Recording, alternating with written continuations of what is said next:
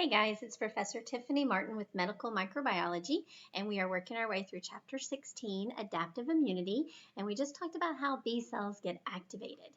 We know now that the B cells will differentiate into plasma cells, and it's the plasma cells that churn out antibodies. Plasma cells don't last very long, a few days, but during that time they just crank out these antibodies. So let's talk about antibodies now. Okay, so antibodies are specific.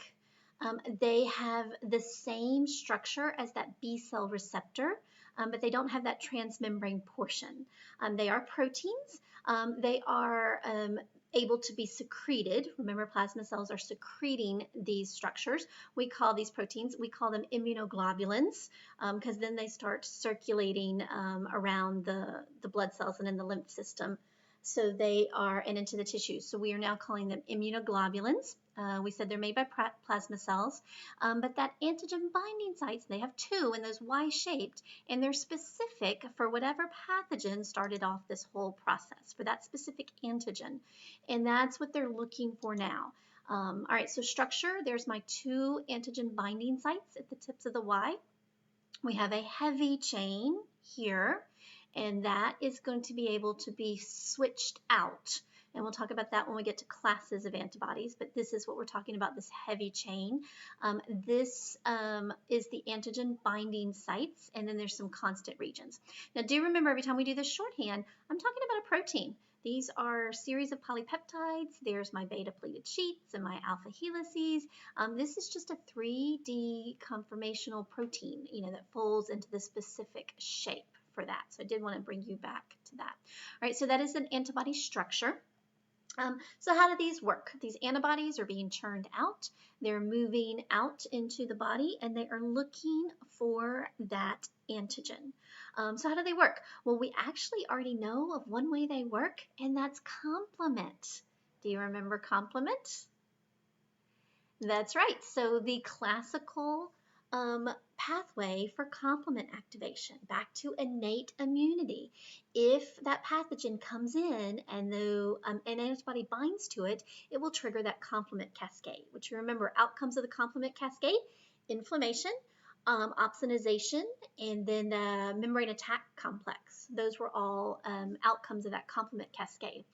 So it might be triggered by the alternative pathway, a complement protein binding, but if an antibody binds to the pathogen, that will also keep that complement cascade going, keeping inflammation, which is beneficial, opsonization, all those other things. So that is one way that antibodies function to protect us. What's some other ways? We're going to learn about neutralization, opsonization, we've already mentioned, another way of killing, agglutination, and even a cytotoxicity pathway. So let's look at some pictures. Okay, so, where did it go? Sorry. So we talked about opsonization. So the pathogen, these antibodies are out searching. They found these antigens on this pathogen, and it's binding to it. We said that will keep that complement cascade going with inflammation. These antibodies stuck here will also serve as opsonins. So remember, our phagocytes are going through our system looking for these. These antibodies will make it easier for the phagocyte to get a hold of it and undergo phagocytosis and destroy it. So that is one way that the antibodies work to protect us. What else? Okay, so these antibodies are binding to these pathogens. There's a bacteria, there's a virus. These antibodies maybe have formed to a toxin. Doesn't even have to be the entire pathogen. Remember, there were bits and pieces of things that were broken up. Could just be a toxin that they made. But the antibodies will bind to it, and just the act of binding can make this bacteria not work. Remember how adhesion is such a big part of bacteria working in viruses? Remember, it has those glycoproteins. Well, if those glycoproteins that are needed for attachment are bound up with antibodies, this virus can't attach. So just the fact that the antibodies are binding to this can interrupt the function of these pathogens, and then they won't work. And then your body will get rid of it, because that's what our body does. So that's a function. Neutralization. Just by attaching, you don't even have to kill it. Just by attaching, you can neutralize it, and then your body will get rid of it. What's another way antibodies can work? Antibodies can work by agglutination. You remember this Y shape? It can bind two different antigens. Sometimes that'll be on the same pathogen, but sometimes it'll be on different pathogens. You know how bacteria replicate and there's a whole bunch of bacteria in one place? Well, this antibody might bind an antigen on one bacterium and then this one on another. And so that brings these two bacterium together, and they are now linked. So if we link enough of these bacteria together, instead of individual bacteria, we now have this clump. Now it's a larger clump, and it can be more easily gotten out of our system. So agglutination is one way that antibodies can protect us. What else? Sometimes the binding of antibodies will actually cause some oxidation to occur, and you can get killing that way. So that's a way that antibodies can actually kill. What else? There is another way where the antibodies bind, and then that allows natural killer lymphocytes to bind. Remember, those were also in the innate immune system, and they were involved in killing cells as well. Well, if a natural killer lymphocyte comes in contact with an antibody, it can bind to that, and then it can kill by this perforin granzyme pathway. Our cytotoxic T cells and our natural killer lymphocytes, those all, one of the things they do to kill is to release this compound called perforin, which pokes holes in the membrane, and then it releases this enzyme called granzyme that will then get into those holes and trigger lysis or apoptosis for cells. So that's one way it can do that. So these are all mechanisms of killing. These are all functions or mechanisms of antibodies. So these are how the antibodies function for killing. All right, we do need to talk about one other thing, is the classes of antibodies. Remember, I keep pointing out that heavy chain. Plasma cells will first start making a one specific heavy chain, and then after a while, they'll switch and make a different heavy chain. Why do they do this? Well, it changes the antibody a little bit, not in its binding, but on what it can do. And we, remember, have to be prepared for anything. Any pathogen that might come and destroy us, we need to be prepared. So in order to be prepared, we don't want just one defense, we want multiple defenses. And so having antibodies being able to change their class, being able to change that heavy chain and change a little bit about how they work, that helps protect us better. Okay, so threats are variable, so that helps. And then the different classes are, depending on what they make, different functions. And so let's look at these classes and see. And again, that's switching out the heavy chain. Actually, let's go back and look at the structure here, just to remind you. This is the heavy chain. This is what I'm talking about, is getting switched out. The antigen binding sites don't change, so they're still looking for that soulmate antigen that started this whole process. Okay, so classes of antibodies. They can make a heavy chain called the mu heavy chain. And this is actually what plasma cells make first. They make these antibodies, these Y-shaped antibodies with a mu heavy chain. So we call this immunoglobulin M, IgM. It has the mu heavy chain, it's an immunoglobulin. This is the first thing that our cells pump out. So that is an IgM. If I look at the picture of the IgM, this is a chart that kind of compares our classes of antibodies. This is the only one that has this pentamer structure for that. So if you see this, you know it's an IgM. So it makes these in these kind of formations for that. So it has a mu heavy chain. It works in complement, which is good. That's one of the first things going on. It's also very good at agglutination. As you can imagine, it has lots of places to bind. So it's very good at defending us against foreign invaders by agglutination, and also by neutralization, just binding to that. It's the first one that's made, but it lasts only about 10 days. So it doesn't last very long on that. After it makes IgM, the next thing that happens is that plasma cell switches, making, instead of making mu heavy chain, it makes a gamma heavy chain. And it puts together these antibodies that are now called immunoglobulin G, IgG antibodies. And these are the biggest workhorses. They last the longest. We'll go back to our chart. It lasts the longest, and it can do all of those functions of killing that we talked about: complement activation, neutralization, opsonization. It produces that oxidation, agglutination. It does everything. So these are serious workhorses for that. Has the gamma chain, IgG, and they last the longest, 20 days versus any of the others. So these are really big, and this is what we mostly find when an active infection is going on and we need antibodies to fight it off. We make a lot of these. These are also capable of crossing the placenta, and so these can help during pregnancy, that your immune system can help to work to protect the fetus as well for that. Okay, so what else? Plasma cells can also switch classes and make IgA. Ig alpha, the alpha thing, are associated with body secretions. So if we go for IgA, most of them are monomers, but they can form these dimers. So that's interesting with IgA. They are involved in neutralization and agglutination, which you can imagine with these dimers. But these also get secreted. So you'll find them a lot in the mucus because they can be secreted.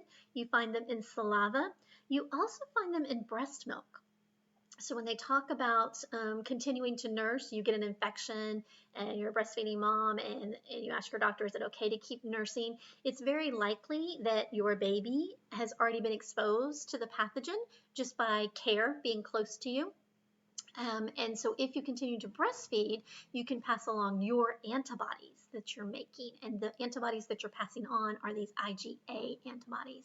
So these get passed along in breast milk, and they can help protect your nursing baby. So for most pathogens, they do recommend that you keep nursing because of the benefit of these for that. But again, it depends on the pathogen, so check with your doctor. So those are IgA. Your plasma cells can also make a different class called IgE. Not really sure what they do. These are involved. Well, not really. They're involved with. Oh, okay. Excuse me, I'm misspeaking. But yeah, IgE are involved in parasitic worms and allergies. So this is another one. If you remember our eosinophils from our innate immune response, they're involved in parasitic worms and allergies. Well, so are IgE antibodies. When you see a lot of IgE antibodies present, you may be fighting off a parasitic worm infection if you're in a developing country. If you are in a country that doesn't typically have issues with worms, you may be fighting off allergies that these get produced. So that's kind of an interesting one. So IgEs are worms and allergies.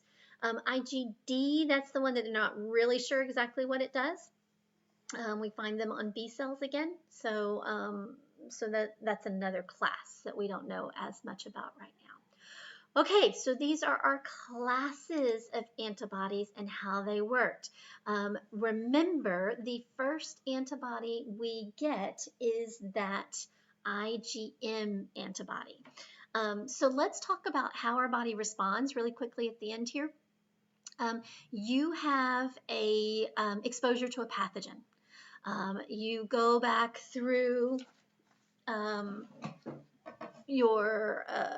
you get exposure for a pathogen. We go back into our lymph nodes here. We have our B cells that got exposed to a pathogen. We get confirmation with the helper T cells. The B cells go and they make a whole bunch of plasma cells. They start turning out antibodies. Remember, this process, this adaptive portion of our immune system takes time. It's quick, 24 hours to 48 hours for all of this to happen, but it still takes a little bit of time. Immediately, the innate immune response has already responded. We're getting inflammation and opsonization and fever. Those types of things are already happening. Complement or interferon, depending on what you're being exposed to. So that happens immediately. But this B cell helper 2, this takes just a little bit of time. So if we chart how our infection is going, how our immune response is going, and if we're looking at how many antibodies we're making, from the time we're exposed to the time we start making antibodies can take a little bit. There is a lag period involved. Now, your body is fighting it off. You're getting your innate immune response. Remember, those are the weaker responses. We can't really do much. And remember, some of those responses are going to cause, like interferon causes muscle aches and fever and lethargy, those types of things. So you may start experiencing those flu-like symptoms. Many of your case studies start off with flu-like symptoms before they go into something else. This is what's going on at the very beginning. Then your plasma cells start making antibodies. Remember, they make IgM first, then they switch to making IgG, and then they'll make a lot of those, and those will last a long time.